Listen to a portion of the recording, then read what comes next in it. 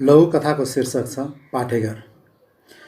निधारमा बिमिरा चाहिँ उम्रिएर टलपल परेका पसिना तरक्क तर्केर झरेपछि गोपीले सुइय गर्यो। निधारका बाँकी पसिनालाई मजेत्रले पुस्यो अनि नाम्लो काँधमा हालेर घुँडासम्म घोप्टिएर ग्राहक ढोकिरह्यो। कसैले परबाट बोलाउँदै उसलाई सोध्यो, सामान निकै परसम्म रहेको ट्याक्सीतर्फ पुर्याइदिने हो?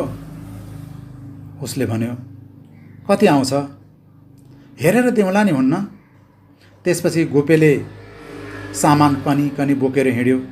भारीको साउले तारिफ चाहिँ गरेर उसलाई भन्यो, तिमी त साह्रै बलियो रहेछौ, 2 जनाको भारी एक्लैले बोक्न सक्ने, क्या गजब। हो हजुर, व्यवस्था छ, केटाकेटी घर परिवार उठबस गर्छन्, घर धान्नै मुस्किल छ। अनि बुढी के गर्छ त? अनि के भन्नु हजुर, ऊ रोगी छ, केटाकेटी सानै छन्। गाउँबाट मेरी प्यारी बुढीलाई उपचार गर्न ल्याएको थिएँ। अचेल केटाकेटी गाउँमै छन्। म यता भारी बोकेर जीवन गुजारा गरिरहेछु। दिनभरि भारी बोक्छु, बेलुका प्यारीको सेवा गर्छु। भारीवालालाई गोपेको दुःखदायी जीवन निकै पेचिलो लागेछ। उसले फेरि जिज्ञासापूर्वक सोध्यो, अनि भारी बोकेर कति कमाउँछौ त? दयालु ग्राहक परे 1000सम्म कमाउँछु हजुर, नत्र 700-800 मात्र हो हजुर। अनि तिम्रो प्यारीलाई के रोग लागेको? ननीको रोग लागेको छ हजुर। ऊ छटपटाएको देख्न सक्दिनँ। झारफुक निकै गराएँ, धामी झाँक्री पनि हेराएँ, गाउँको डाक्टरलाई पनि जचाएँ, तर उसको रोग निको हुँदैन रे। तिम्रो प्यारीलाई कहाँ के भएको खोलस् त, भन न त। नाइ भन्न सक्दिनँ हजुर। एकातिर लाज लाग्छ, अर्कोतिर व्यवस्था। भन न भन, रोग लागेको भन्न पनि लाज मान्ने त? त्यसपछि गोपी गन्तव्यसम्म पुग्यो। भारी बिसायो। ठुलो भारी भएकोले गाह्रो भएर थुचुक्क बस्यो। अनि साउले उसलाई सोध्यो, कति दिउँ ज्याला? हजुर, दयाको मर्जी। साउले दिएको ज्याला र दयाको मर्जीमा प्राप्त गरेको 20 रुपियाँ थप बक्सिस समेत गरी 100 रुपियाँ पटुकामा बाँध्यो। त्यसपछि सरासर बाटो लाग्यो।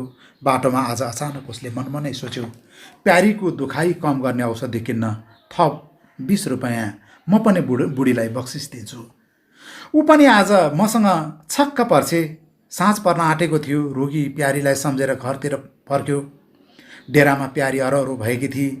उसको शरीर निर्जीव थियो। हतपत वरपर बसेकाहरूलाई बोलायो, तर उसमा पनि कति होस हवास थिएन। कहिलेकाहीँ उनीहरूलाई देखेका मान्छेहरू निकै गन्थन गरिरहेका थिए। त्यसकी स्वास्नी बिचरा पाठेघरको क्यान्सरको बिरामी भन्थे, गइछ। हरे शिव, यस्तै छ देश। गरिबलाई धन गन्दै नगन पैसा भए त बाँच्दी हो नि। पहुँचवालाहरू सरकारी अड्डामा उपचार गर्नका लागि दस्तखतमा तोक लगाउँथे। अस्पतालहरूले गाउँ गाउँमा पाठेघरको क्यान्सरबारे प्याप्समेयर टेस्ट गरेको तथ्य प्रमाण बजेट निकासाका लागि भिड्दथ्यो। गोपी सुक्क सुक्क गरेर घोप्टिरहेको थियो। उसँग न केही छ, न उसका केही छन्। त्यो रात प्यारीको हात समातेर सुतिरहँदा त्यही रात निकै तुसारो परेको थियो र उसको श्रीमती ढलिसकेकी थिए। धन्यवाद। लघु कथाको शीर्षक छ पाठेघर।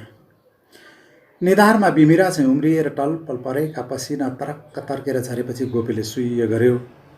निधारका बाँकी पसिनालाई मजेत्रले पुस्यो अनि नाम्लो काँधमा हालेर घुँडासम्म घोप्टिएर ग्राहक ढोकिरह्यो। कसैले परबाट बोलाउँदै उसलाई सोध्यो, सामान निकै परसम्म रहेको ट्याक्सीतर्फ पुर्याइदिने हो? उसले भन्यो, कति आउँछ? हेरेर दिउँला नि हुन्न? त्यसपछि गोपेले सामान कनी कनी बोकेर हिँड्यो। भारीको साउले तारिफ चाहिँ गरेर उसलाई भन्यो, तिमी त साह्रै बलियो रहेछौ, 2 जनाको भारी एक्लैले बोक्न सक्ने, क्या गजब। हो हजुर, व्यवस्था छ, केटाकेटी घर परिवार उठबस गर्छन्, घर धान्नै मुस्किल छ। अनि बुढी के गर्छ त? अनि के भन्नु हजुर, ऊ रोगी छ, केटाकेटी सानै छन्। गाउँबाट मेरी प्यारी बुढीलाई उपचार गर्न ल्याएको थिएँ। अचेल केटाकेटी गाउँमै छन्। म यता भारी बोकेर जीवन गुजारा गरिरहेछु। दिनभरि भारी बोक्छु, बेलुका प्यारीको सेवा गर्छु। भारीवालालाई गोपेको दुःखदायी जीवन निकै पेचिलो लागेछ। उसले फेरि जिज्ञासापूर्वक सोध्यो, अनि भारी बोकेर कति कमाउँछौ त? दयालु ग्राहक परे 1000सम्म कमाउँछु हजुर, नत्र 700-800 मात्र हो हजुर। अनि तिम्रो प्यारीलाई के रोग लागेको? ननीको रोग लागेको छ हजुर। ऊ छटपटाएको देख्न सक्दिनँ। झारफुक निकै गराएँ, धामी झाँक्री पनि हेराएँ, गाउँको डाक्टरलाई पनि जचाएँ, तर उसको रोग निको हुँदैन रे। तिम्रो प्यारीलाई कहाँ के भएको खोलस् त भन न त। नाइ भन्न सक्दिनँ हजुर। एकातिर लाज लाग्छ, अर्कोतिर व्यवस्था।